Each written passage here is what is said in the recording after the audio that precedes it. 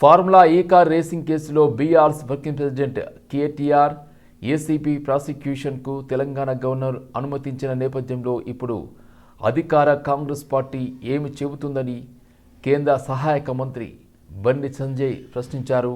KTR ప్రాసిక్యూషన్కు governor Jishnu Dev Varma అనుమతించడాన్ని ఆయన ప్రస్తావించారు. ఈ సందర్భంగా బండి సంజయ్ మాట్లాడుతూ ఇప్పుడు ముఖ్యమంత్రి ఏమి చెబుతారో చూడాలని అన్నారు.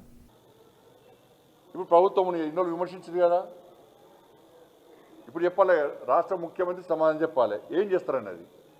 ఇన్నో గవర్నర్ ఆమోదం పర్మిషన్ ఇవ్వద్దనే కాంగ్రెస్ పార్టీ కోరుకున్నది. ఎందుకంటే బీజేపీని బదనాం చేయాలి, ఎందుకంటే వాళ్ళ మధ్య ఉన్నాయి కదా, దోస్తాను ఉంది కదా. 2 సంవత్సరాలే రాష్ట్ర ముఖ్యమంత్రి గారు ఏమన్నారు, ఎన్నికలకు రాకముందు మొత్తం ఉన్న రికవరీ చేస్తా, ఆస్తులు జప్తు చేస్తా, దున్నిస్తా, కేసీఆర్ కుటుంబాన్ని జైలుకు పంపుతా అన్నాడు. కనీసం జైలు కాదు, కనీసం వాళ్ళు ముట్టుకున్నటువంటి పాపన పోలే. లోపాయకారి ఒప్పందంతో ఇవాళ రాష్ట్ర ముఖ్యమంత్రి అందుకు చెప్తున్న ఈ తెలంగాణ రాష్ట్రంలో ఆర్కే పాలన సాగుతున్నది. ఆర్కే రేవంత్ రెడ్డి కేటీఆర్ పాలన కొనసాగుతున్నది. అది తప్పించుకోవడానికి మా మీద నిలుస్తారు. అంతా కూడా ఇలా కానీ గింత అవినీతి జరిగిందని చెప్పి ఎన్నికల ముందు ఆరోపణ చేసిన రాష్ట్ర ముఖ్యమంత్రి ఏ ఒక్కదాని చర్య తీసుకోకుండా ఏమంటే గవర్నర్ ఫైల్ పంపడము, గవర్నర్ పెండింగ్ ఉంది, సిబిఐ కన్నా ఢిల్లీలో పెండింగ్ ఉంది. నీ చేతిలో ఫస్ట్ ఏ రాదు. ఇక కేసీఆర్ బీఆర్ఎస్ గవర్నమెంట్లో అవినీతి ఏం జరగలేదంటే ఒప్పుకుంటారు వీళ్ళందరినీ. నువ్వు క్వశ్చన్ అడుగుంటేనే నవ్వుతున్నావు అన్న, దాన్నే నవ్వుకున్నాను. నాకు నవ్వొస్తున్నది. మేము చెప్తున్నాం కదా, దేశం అభివృద్ధి చెందుతున్న విషయం వాళ్ళ కళ్ళకి కనబడతలేదు.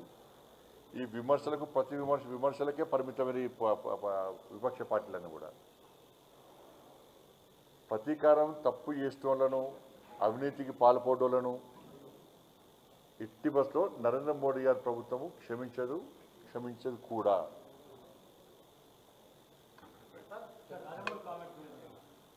ఎవరు ఆలోచన అది?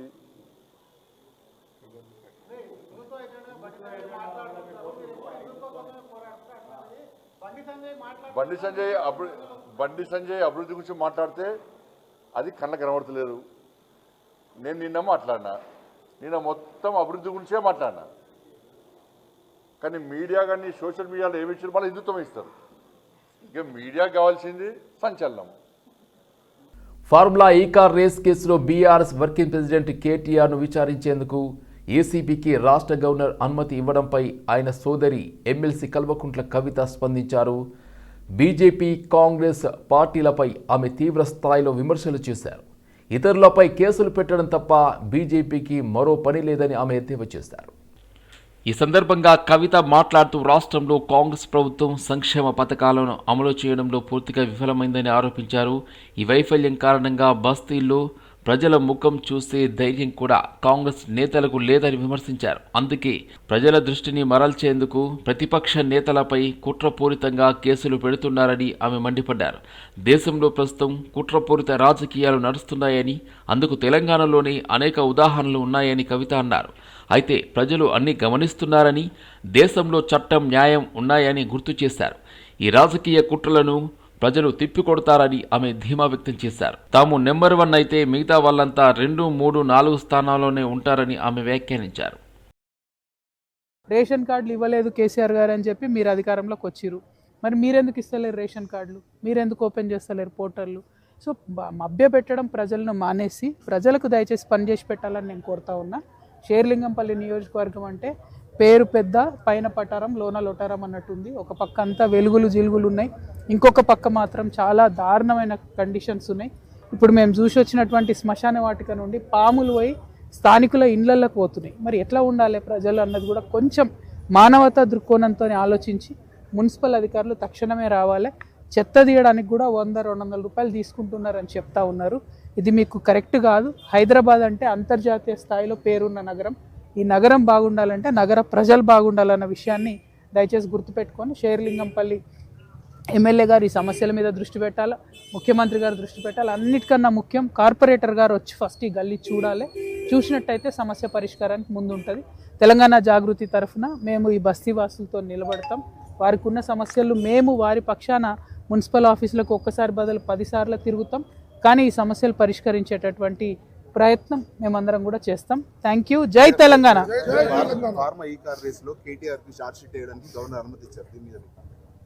ఇప్పుడు బీజేపీ వాళ్ళకి ఏం పని ఉంది? వాళ్ళ మీద కేసులు పెట్టాలా, వీళ్ళ మీద కేసులు పెట్టాలి తప్పితే ఇంకో పని లేదు వాళ్ళకి. కాంగ్రెస్ వాళ్ళకి ఏం పని ఉంది? సంక్షేమ పథకాలు ఏం చేయలేరు, వచ్చి బస్తీలలో ముఖం చూపించుకునే పరిస్థితి లేదు. కాబట్టి ప్రతిపక్ష నాయకుల మీద కేసులు పెట్టాలనే ఆలోచన చేస్తూ ఉన్నారు. సో అల్టిమేట్గా ప్రజలు గమనిస్తారు ఎవరి మీద ఏమవుతుంది ఏంది అన్నది. చట్టం అనేది ఒకటి ఉంది, కోర్టు న్యాయ వ్యవస్థ కూడా ఈ దేశంలో ఉంది. కాబట్టి ఎట్లా జరుగుతుంది, ఏం ప్రూఫ్ వస్తుంది అన్నది తర్వాత చూద్దాం. కానీ ఈ దేశంలో మాత్రం కక్షపూరితమైన రాజకీయాలు జరుగుతున్నాయి అనడానికి ఈ రాష్ట్రంలోనే అనేక ఉదాహరణలు ఉన్నాయి. నేను నంబర్ 1, ఇప్పుడు మిగతా వాళ్ళంతా నంబర్ 2, 3, 4. Thank you. జై తెలంగాణ. చామల కిరణ్ కుమార్ రెడ్డి భువనగిరి ఎంపీ బండి సంజయ్కు కౌంటర్ ఇచ్చారు. చామల కిరణ్ కుమార్ రెడ్డి రాష్ట్రంలో రేవంత్ రెడ్డి కేటీఆర్ పాలన నడుస్తుందని చెప్పే ప్రయత్నం చేశారన్నారు. రాష్ట్రం అప్లాపాలు కావడానికి బీఆర్ఎస్ పార్టీకి మద్దతు ఇచ్చింది బీజేపీ. బీఆర్ఎస్ హయాంలో జరిగిన దోపిడీని బండి సంజయ్, కిషన్ రెడ్డి ఎందుకు అరికట్టలేదని ప్రశ్నించారు. బండి సంజయ్ గారు, మీరేదో ఈ రాష్ట్రంలో ఆర్కే పాలన నడుస్తుందని, బీఆర్ఎస్ కాంగ్రెస్ ఒకటేనని, ఈ ప్రాసిక్యూషన్లు ఈ కేసులన్నీ నాటకాలేనని మీరేదో చెప్పడానికి ఈరోజు ప్రయత్నం చేస్తున్నారు. నేను ఒకటే అడుగుతున్నా మిమ్మల్ని, ఈ రాష్ట్రంలో మీరు ఆర్కే పాలన నడుస్తుంది, రేవంత్ రెడ్డి కేటీఆర్ పాలన నడుస్తుంది అంటారు. అసలు ఈ రాష్ట్రం 2014లో వచ్చిన తర్వాత మిగులు రాష్ట్రంగా ఉన్నటువంటి ఈ రాష్ట్రాన్ని అప్పుల రాష్ట్రంగా దోచుకొని పోయినటువంటి ఆ రోజున టీఆర్ఎస్ పార్టీకి మద్దతు ఇచ్చిందే బీజేపీ. మీరు అధికారంలో ఉండి ఏ రోజు కూడా నిమ్మకు నీరెత్తినా మీరైనా, ఆ రోజు మీరు ఎంపీగా ఉర్రు, మీ పక్కన కిషన్ రెడ్డి గారు అప్పుడు మంత్రిగా ఉర్రు, ఏ రోజైనా రాష్ట్రంలో జరుగుతున్నటువంటి ఈ దోపిడీని అరికట్టే ప్రయత్నం మీరు చేయలేదు. చేయకపోగా ఆఖరికి ఆ పార్టీని టీ తీసేసి బీజేపీలో ఉన్న బీ పెట్టుకొని బీఆర్ఎస్ అయిపోయింది, భారతీయ రాష్ట్రీయ సమితి.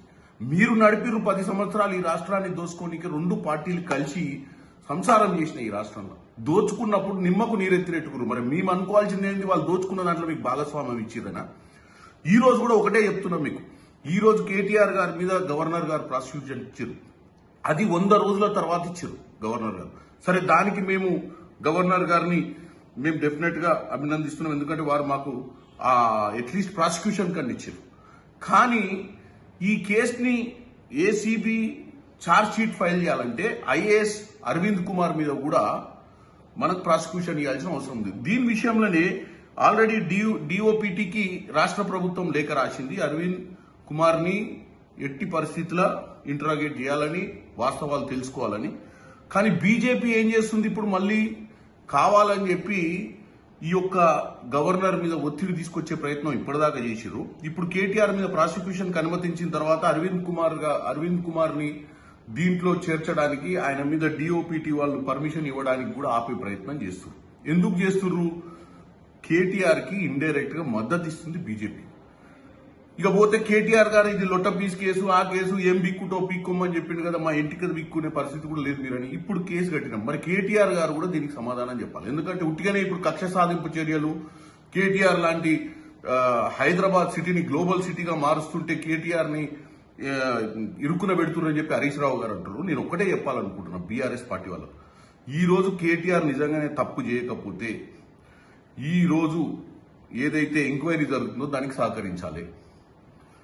చుక్కారామయ్య 100వ జన్మదినం సందర్భంగా విద్యానగర్లోని చుక్కారామయ్య నివాసానికి మాజీ మంత్రి కేటీఆర్, తలసాని శ్రీనివాస్ యాదవ్, పల్లా రాజేశ్వర్ రెడ్డి, ఎమ్మెల్యే కాలేరు వెంకటేష్, ముఠా గోపాల్ చుక్కారామయ్యకు షాల్వాతో సత్కరించి జన్మదిన శుభాకాంక్షలు తెలిపారు. ఈ సందర్భంగా కేటీఆర్ మాట్లాడుతూ 2 తెలుగు రాష్ట్రాలు ఐఐటి పూర్తి చేసి ప్రపంచ దేశంలో స్థిరపడడానికి కారణం చుక్కారామయ్య అని కొనియాడారు. విద్యా ప్రదాత కాకుండా తెలంగాణ పోరాటంలో రాజకీయాల్లో దిక్చూచిగా తన పాత్ర పోషించారని ఆయన అన్నారు. అలాంటి చుక్కారామయ్య 100వ బర్త్డే జరుపుకోవడం మనందరికీ ఎంతో స్ఫూర్తిదాయకమని ఆయన అన్నారు. మాన్యులు ఆనాడు తెలంగాణ ఉద్యమం అయితేనేమి, లేదా ఇవాళ తెలుగు రాష్ట్రాల నుండి వేలాది లక్షలాది మంది పిల్లలు ఐఐటిలో చదివి అమెరికా లాంటి, యూరోప్ లాంటి, లండన్ లాంటి, ఇంగ్లాండ్ లాంటి దేశాల్లో స్థిరపడ్డారు అంటే వారికి విద్యాబుద్ధులు చెప్పి ప్రపంచంతో పోటీ పడే సత్తాను సంతరించుకునే విధంగా వారికి తర్ఫీదునిచ్చిన మహానుభావులు పెద్దలు గౌరవనీయులు శ్రీ చుక్కా రామయ్య గారు. ఒక అధ్యాపకుడిగానే కాదు, ఐఐటీల్లో మరి తెలుగు రాష్ట్రాలకు సంబంధించినంత వరకు, అదేవిధంగా ఇతర రాష్ట్రాలకు సంబంధించినంత వరకు కూడా ఒక దిక్సూచిగానే కాదు, శాసన మండలి సభ్యుడిగా కూడా ఒక అద్భుతమైన పాత్ర పోషించిన చుక్కా రామయ్య గారు వాళ్ళ 100వ మరి బర్త్డే జరుపుకోవడం, జన్మదినం జరుపుకోవడం మనందరికీ ఎంతో ఆనందదాయకం. అందుకే వారిని కలిసి వారికి శుభాకాంక్షలు చెప్పడానికి పెద్దలు శ్రీనివాస్ యాదవ్ గారు, అట్లాగే పెద్దలు కాలేరు వెంకటేష్ గారు, ముఠా గోపాల్ గారు, పల్లా రాజేశ్వర రెడ్డి గారు అందరం కలిసి మా పార్టీ తరఫున వారికి హృదయపూర్వకంగా శత జన్మదినం సందర్భంగా వారికి హృదయపూర్వకంగా వారికి మా అందరి తరఫున కూడా శుభాకాంక్షలు తెలియజేస్తూ, జనరల్ గా ఎవరికైనా నిండు నూరేళ్లు ఆరోగ్యంగా ఉండాలని ఆశీర్వదిస్తాం, ఆరోగ్యంగా ఉండాలని కోరుకుంటాం. వారు నిండు నూరేళ్లు ఆరోగ్యంగా ఉన్నారు, ఇంకా మరింత ఆరోగ్యంతో వారు ముందుకు పోవాలని మనసారా కోరుకుంటూ వారి జీవితం ఇట్లాగే ప్రేరణగా, స్ఫూర్తిదాయకంగా నిలవాలని మనస్ఫూర్తిగా ఆకాంక్షిస్తాం. Thank you. మావోయిస్టులను బీజేపీ ప్రభుత్వం బూటకపు ఎన్కౌంటర్స్ ద్వారా చంపడాన్ని ఖండిస్తూ సిపిఐ తెలంగాణ రాష్ట్ర కౌన్సిల్ ఆధ్వర్యంలో రౌండ్ టేబుల్ సమావేశం నిర్వహించారు. ఈ రౌండ్ టేబుల్ సమావేశంలో పిసిసి అధ్యక్షుడు మహేష్ కుమార్ గౌడ్, సిపిఐ ఎమ్మెల్యే కూనంనేని సాంబశివరావు, అదేవిధంగా టీజేఎస్ పార్టీ అధ్యక్షుడు కోదండరాం హరగోపాల్, మాజీ జస్టిస్ చంద్రకుమార్, మాజీ ఎమ్మెల్యే జూలకంటి రంగారావు, విమలక్క హాజరయ్యారు. పూర్తిగా సామ్రాజ్యవాదం వైపు అడుగులు పడుతూ ఉన్నాయి. కేవలం కార్పొరేట్ సెక్టర్నే పెంచుకొచ్చే రకంగా వారు చేస్తూ ఉన్నారు. దాంట్లో భాగంగానే వల్ల నిర్దాక్షిణ్యంగా ఎన్కౌంటర్ జరుగుతూ ఉన్నాయి. పెద్దలకు చెప్పారు, అన్వేషణ వలన డేట్ వరకు అంతమతిస్తామంటే దాంట్లో మర్మం అర్థమవుతా ఉంది మనకి. నిన్న బండి సంజయ్ కూడా అదే మాట మాట్లాడడం జరిగింది. నిజమైన ఎన్కౌంటర్ జరిగి పోలీసులకి వాళ్ళకి వారు జరిగి దాంట్లో అర్థమైనదంటే కొంతవరకు మనం అర్థం చేసుకోవచ్చు. కానీ ఇవన్నీ చూస్తూ ఉంటే ఎక్కడో దొరకబట్టుకొని ఏదో మార్గంలో వాళ్ళని అరెస్ట్ చేసుకొని లోపాయికారిగా పగడబందీగా దాన్ని ఇంప్లిమెంట్ చేస్తూ ఉన్నారు. దీన్ని కాంగ్రెస్ పార్టీ ఖండిస్తుంది. కాంగ్రెస్ పార్టీ సిద్ధాంతం మరొకసారి స్పష్టం చేస్తా ఉన్నా, ఇరువైపుల హింసని మేము ఖండిస్తాం. గతంలో కూడా వాళ్ళ పెద్దలు కోనన్నారు చెప్పినట్టుగా కొన్ని వేల మందిని పోలీసులు నక్సల్స్ చంపినారు. అటువైపులో కొన్ని వేల మంది చనిపోయినారు. నక్సల్స్ వల్ల కూడా, నక్సల్ చేసిన హింస వల్ల కూడా కొన్ని వేల మంది చనిపోయినారు. మొదట్లో ఉద్యోగం సాఫీగా జరిగిన తర్వాత కొంతమంది ఎలిమెంట్స్ చేరి వ్యక్తిగత దాడులు కూడా జరిగినట్టు సందర్భాలు ఉన్నాయి. ఏది ఏమైనా ఇరువైపుల హింసని వ్యతిరేకిస్తాం. ఇవాళ రౌండ్ టేబుల్ కాన్ఫరెన్స్ సరైన టైంలో సిపిఐ పార్టీ చేపట్టడం జరిగింది. ఇవాళ దేశంలో జరుగుతున్నటువంటి విధానాన్ని ఓవరాల్గా బీజేపీ పార్టీ తీసుకున్నటువంటి ఆర్థిక విధానాలు కావచ్చు, శాంతి భద్రత విషయంలో తీసుకున్న నిర్ణయాలు కావచ్చు, ఆ విషయం ఒకటి కొంత స్పష్టత ఉండటం చాలా అవసరం. చర్చ జరుగుతున్న అంశం ఏంటంటే మావోయిస్టుల ఏరివేత పేరుతో కేంద్ర ప్రభుత్వం అనుసరిస్తున్న విధానాలు. మావోయిస్టు రాజకీయాలు ఏంటంటే ఎవరి అభిప్రాయాలు వాళ్ళకు ఉంటాయి, ఎవరి అంచనాలు వాళ్ళకు ఉంటాయి. దాన్ని ఇక్కడ మనం మాట్లాడుకోవాలి. వైఖరి, ఈ వైఖరి పట్ల నాకు వ్యక్తిగతంగా కానీ మాకు పార్టీగా కానీ ఉన్న అభ్యంతరాలు ఏంటంటే, మొట్టమొదటిగా రాజకీయ ఉద్యమాలను హింసతో మనము రూపుమాపటం సాధ్యమయ్యేది కాదు. వ్యక్తులను రూపుమాపవచ్చు కానీ వాళ్ళ సిద్ధాంతాలను రూపుమాపలేదు. ఇది మొట్టమొదటిగా మనం చాలా ఏళ్ళుగా చెప్తూ ఉన్నది. పౌరవ సంఘం కూడా ఈ మాట చాలా ఏళ్ళుగా చెప్తూ ఉన్నటువంటి మాట. ఇది మనం ఇవాళ ప్రప్రథమంగా ఈ సూత్రం ఆధారంగానే కేంద్ర ప్రభుత్వం అనుసరిస్తున్న వైఖరిని మనం తప్పుపడుతున్నాం. రెండు, ఇట్లాంటి అన్ని ఘటనల విషయంలో ఏం చేయాలనేది జాతీయ మానవ హక్కుల కమిషన్ కానీ సుప్రీంకోర్టు కానీ స్పష్టమైన గైడ్ లైన్స్ జారీ చేసింది. సుప్రీంకోర్టులో చెప్పిన మాట ఏంటంటే చట్టము చంపే అధికారం ఎవరికి ఇవ్వాలి, పోలీసులకు కూడా చంపే అధికారాన్ని ఇవ్వలేదు. ఎవరు చంపినా అది ఆత్మరక్షణ కోసం చంపినా అది నేరమే. ఆత్మరక్షణ కోసమే చంపినది కోర్టులో రుజువు అయ్యేదాకా అది నేరమే. కాబట్టి అట్లాంటి ఎన్కౌంటర్లలో ఘటన జరిగినప్పుడు పాల్గొన్న పోలీసు అధికారుల మీద ఇండిపెండెంట్ విచారణ జరగాలని, వాళ్ళ మీద కూడా కేసు బనాయించి అది ఆత్మరక్షణార్థమే జరిగిందని కోర్టులో తేలేదాకా ఆ కేసు విచారణ జరపాలి అని చెప్పి ఎన్హెచ్ఆర్సీ గైడ్లైన్స్ జారీ చేసింది. కుకట్పల్లి ఎంఆర్ఓ కార్యాలయంలో కళ్యాణ లక్ష్మి షాదీ ముబారక్ చెక్కుల పంపిణీ కార్యక్రమంలో స్వల్ప ఉద్రిక్తత నెలకొంది. నియోజకవర్గ ఎమ్మెల్యే మాధవరం కృష్ణారావు పలు డివిజన్ల లబ్ధిదారులకు ఎంఆర్ఓ కార్యాలయంలో చెక్కులను పంపిణీ చేశారు. దీనిలో భాగంగా అక్కడికి వచ్చిన కాంగ్రెస్ శ్రేణులు, టీపీసీసీ ఉపాధ్యక్షుడు, నియోజకవర్గం ఇన్ఛార్జ్ బండి రమేష్ చెక్కుల పంపిణీపైన అసహనం వ్యక్తం చేశారు. ఎమ్మెల్యే ఎంఆర్ఓ కార్యాలయంలో ఎలా పంపిణీ చేస్తారని కార్యకర్తలు నినాదాలు చేశారు. దీనితో కొద్దిపాటి ఉద్రిక్తత నెలకొవడంతో ఎంఆర్ఓ వారికి సర్ది చెప్పి చెక్కులను పంపిణీ చేశారు. కూకట్పల్లి ఎంఆర్ఓ పరిధిలో 218 మంది లబ్ధిదారులకు చెక్కులను పంపిణీ చేసినట్లు ఎమ్మెల్యే కృష్ణారావు వెల్లడించారు. గత ప్రభుత్వ హయాంలో కేసీఆర్ నేతృత్వంలో ఎంతోమంది కుటుంబాలను కళ్యాణలక్ష్మి షాదీ ముబారక్ పథకంతో ఆదుకున్నామని అన్నారు. రేవంత్ రెడ్డి ఇచ్చిన హామీల్లో భాగంగా తులం బంగారాన్ని సైతం లబ్ధిదారులకు అందించాలని డిమాండ్ చేశారు. అనంతరం టీపీసీసీ ఉపాధ్యక్షుడు, నియోజకవర్గం ఇన్ఛార్జ్ బండి రమేష్ మాట్లాడుతూ తెలంగాణ రాష్ట్రంలో కాంగ్రెస్ పార్టీ ఇచ్చిన 6 హామీలను అమలు చేసే దిశగా తాము ముందుకు వెళ్తున్నామని అన్నారు. గత ప్రభుత్వ హయాంలో కనీసం రేషన్ కార్డులు కూడా ఇవ్వకుండా ప్రజలను ఇబ్బంది పెట్టిందని, తాము అధికారంలోకి వచ్చిన వెంటనే అర్హులైన అందరికీ రేషన్ కార్డులతో పాటు సంక్షేమ పథకాలను అందిస్తున్నామని అన్నారు. 18 మందికి ఈ రోజున కళ్యాణ లక్ష్మి షాదీ ముబారక్ రావడం జరిగింది. గతంలో కేసీఆర్ గారి నాయకత్వంలో కళ్యాణ లక్ష్మి అనేటటువంటిది ఏర్పాటు చేసి భారతదేశంలో ఎక్కడ లేని విధంగా కళ్యాణ లక్ష్మి ఇచ్చడం జరిగింది. దానికి అలా తీసుకున్నటువంటి కళ్యాణ లక్ష్మి షాదీ ముబారక్ తీసుకున్నటువంటి ప్రతి ఒక్కరు కూడా ధన్యవాదాలు తెలియజేస్తూ ఉన్నాం. ఇది ప్రభుత్వం కూడా ఎలక్షన్లో హామీ ఇచ్చింది బంగారం అని, అది కూడా ఇవ్వమని చెప్పి నేను ముఖ్యమంత్రి గారిని కోరుతూ ఉన్నాను. ఎందుకంటే ఆడపడుచులు ఎదురు చూస్తూ ఉన్నారు, మీరు ఈ బంగారం ఇవ్వండి. ఎందుకంటే ₹1,00,000 ఇచ్చేంత వరకు కేసీఆర్ ఇచ్చినట్టు లెక్క, బంగారం ఇస్తే మీరు ఇచ్చినట్టు లెక్క. ఆలోచన చేసుకొని నిరుపేదలకు బంగారం ఏం చెప్పి ముఖ్యమంత్రి విజ్ఞప్తి చేస్తారు. ఏళ్ల తరబడి పేరుకుపోయినటువంటి కళ్యాణ లక్ష్మి షాదీ ముబారక్ చెక్కులు కాంగ్రెస్ ప్రభుత్వం వచ్చినాక గత 20-22 నెలల్లో అనేక మందికి చెక్లు ఇవ్వడం జరుగుతూ ఉంది.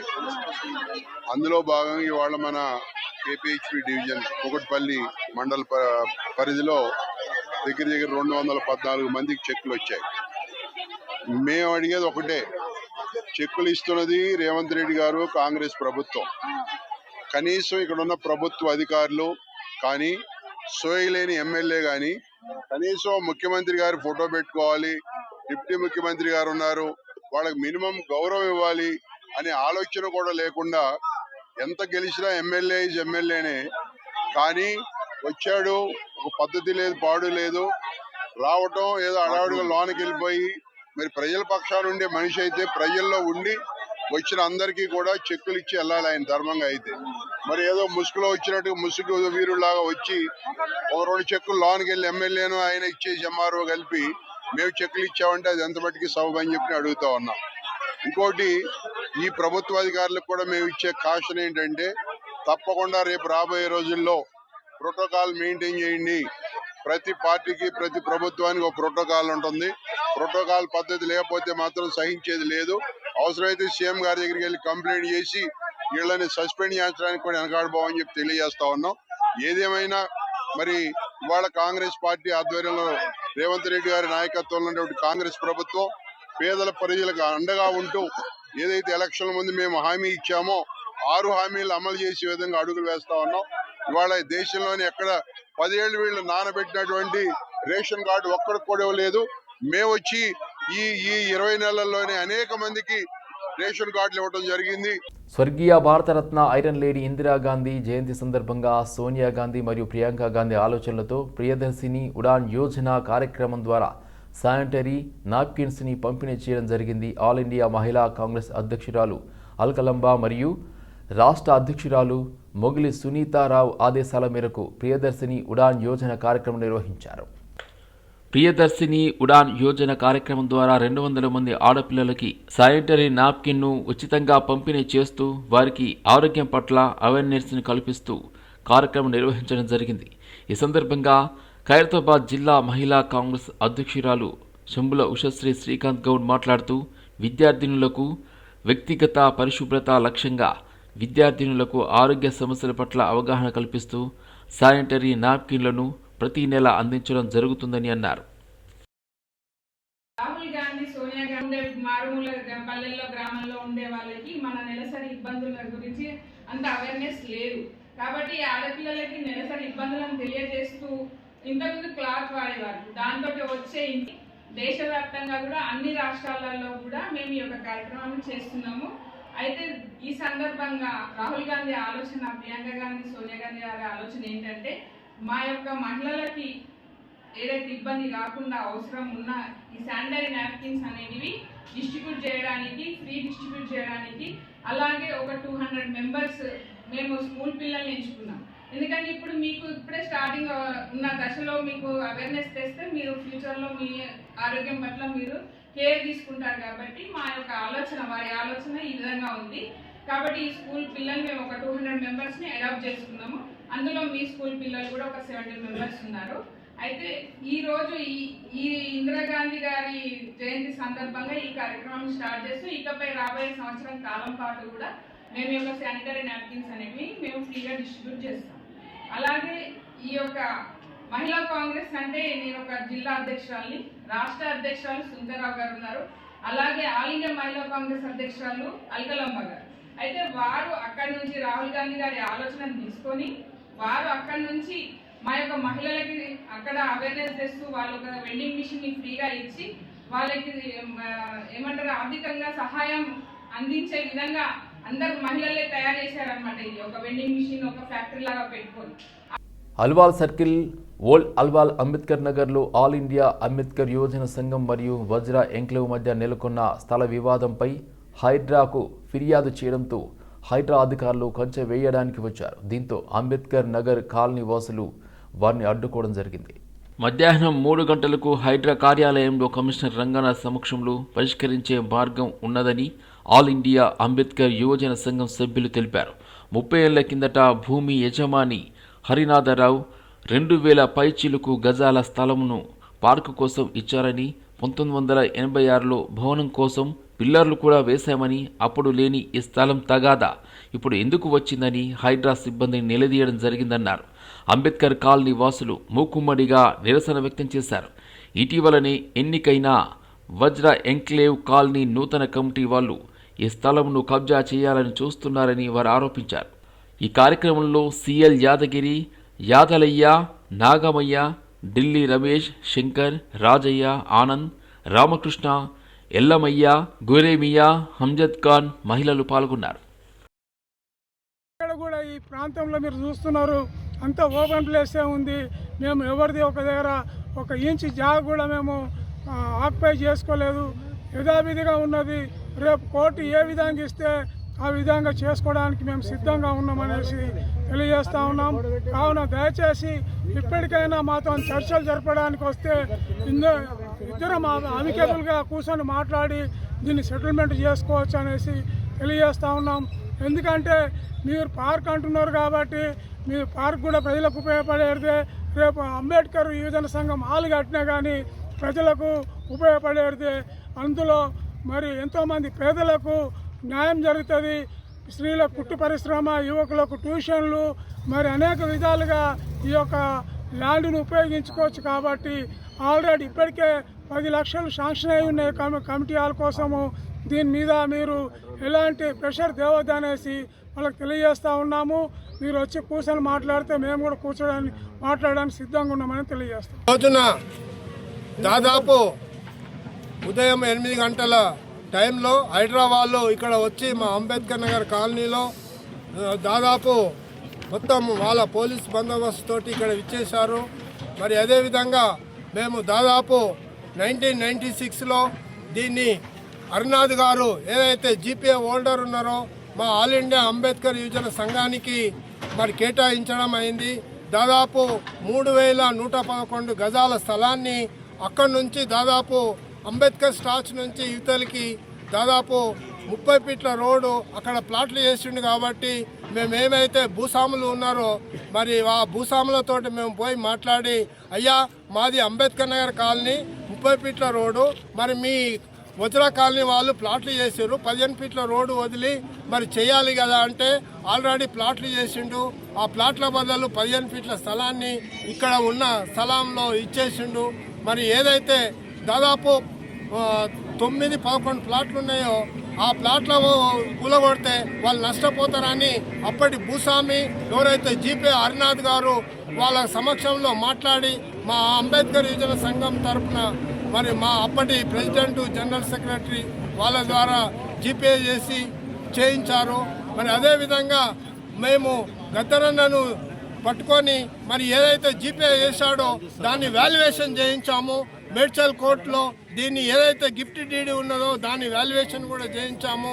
మాకు ఒక రూపకర్త ఉండాలని, మాకు ఎక్కడ పోయినా కానీ కోర్టులో పోయినా కానీ మరి జీపే మాకు సరిపోదన్నట్టు మేము గద్దరన్నను పట్టుకొని చేయించాము.